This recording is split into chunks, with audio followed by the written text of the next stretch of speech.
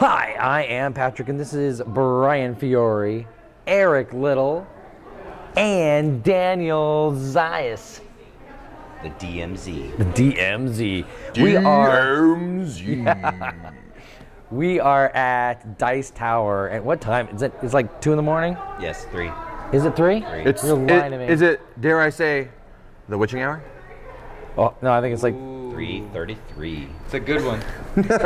we just got done playing The Witching Hour. Join us at the Dice Tower Con 2017 at 3:30 in the morning. We just got done playing The Witching Hour.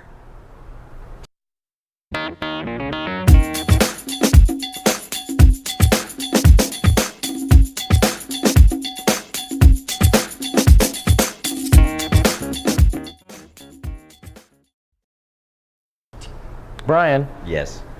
can you spare a few minutes and tell us about The Witching Hour? Sure. The Witching Hour is a game designed by Ken Shannon, and it's a 3 to 6 player co-op style game.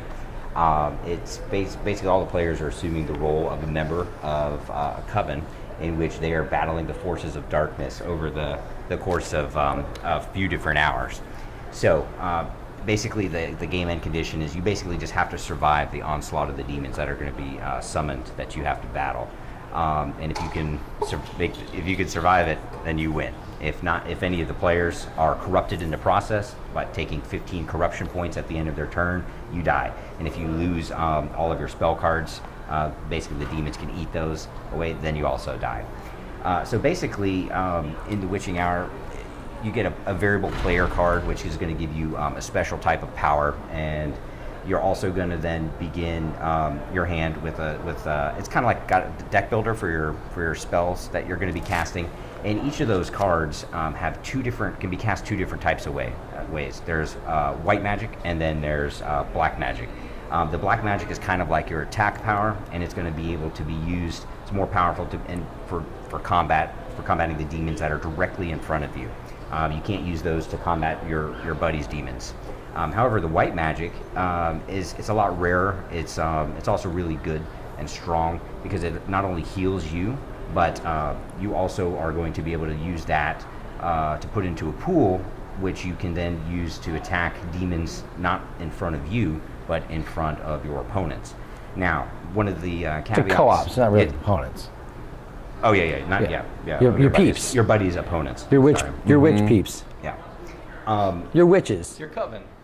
Your witches. Now the twist, or the interesting part of Witching Hour is when you decide to cast your spells, what that does is, when you cast that dark magic, it adds corruption to your opponents. And so everything you do that helps yourself. Not really opponents. Not opponents. More like your witches. Your fellow witches. Your fellow, sorry, it's a co-op.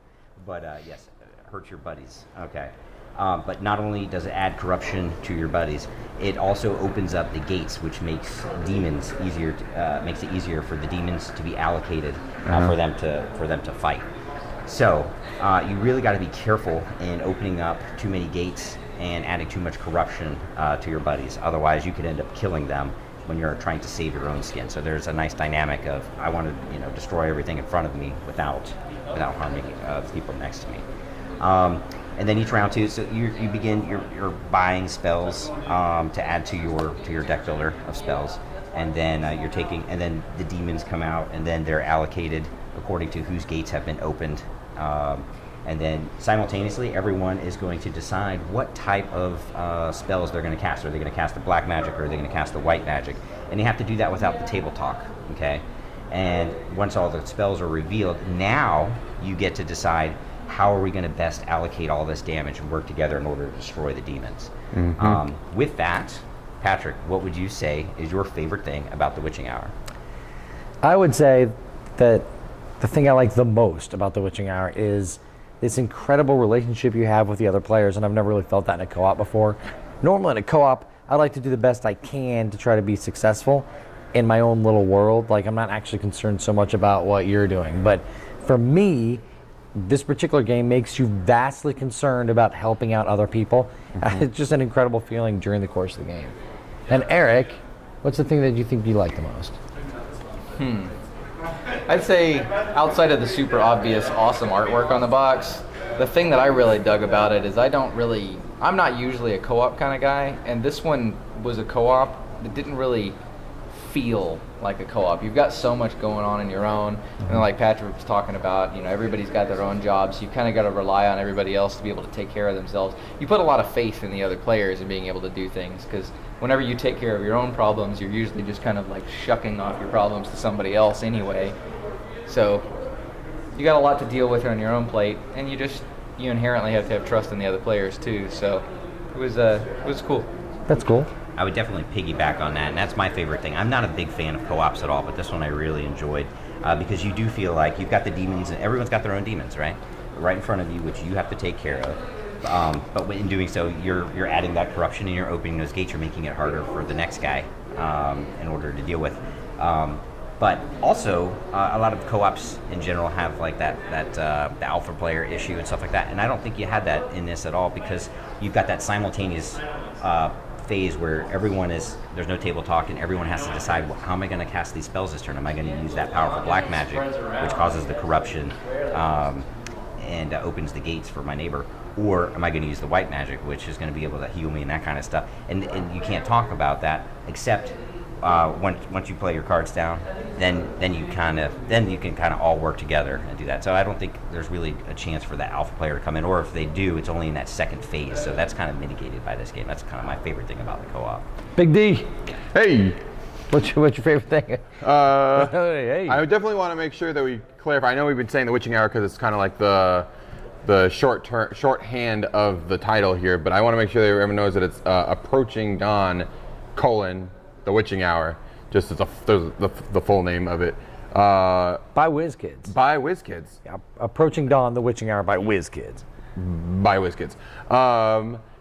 I like a couple things. I like the dual use cards.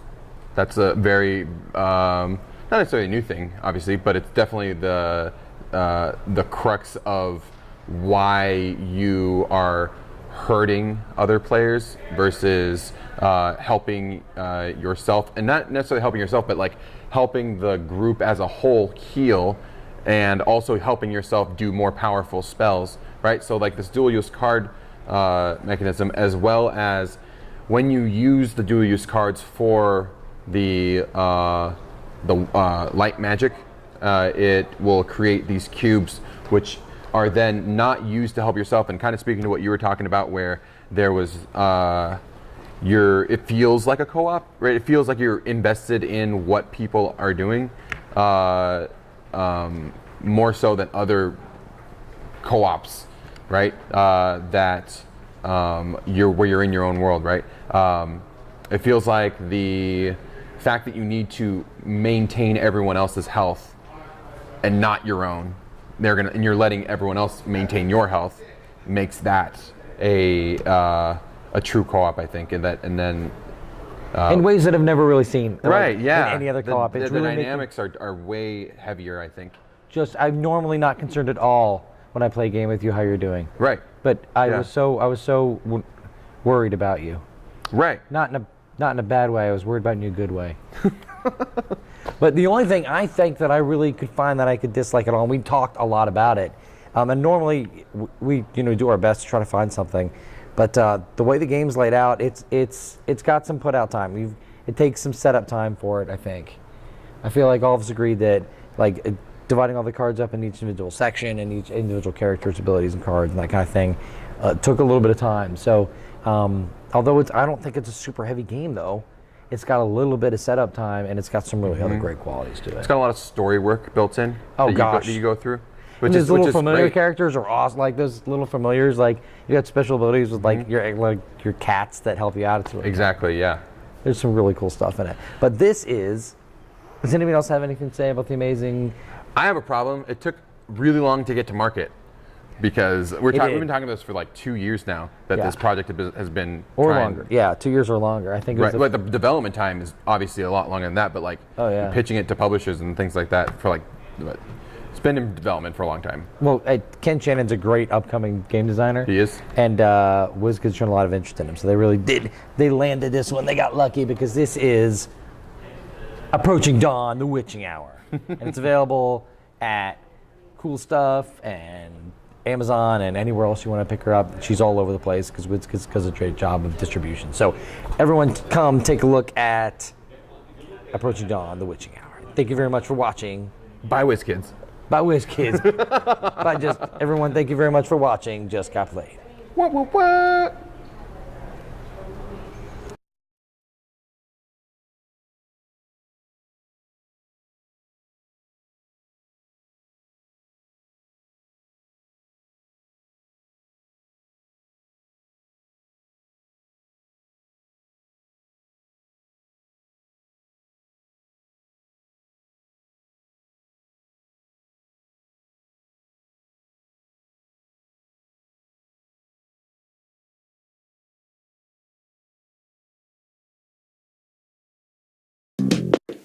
Yes!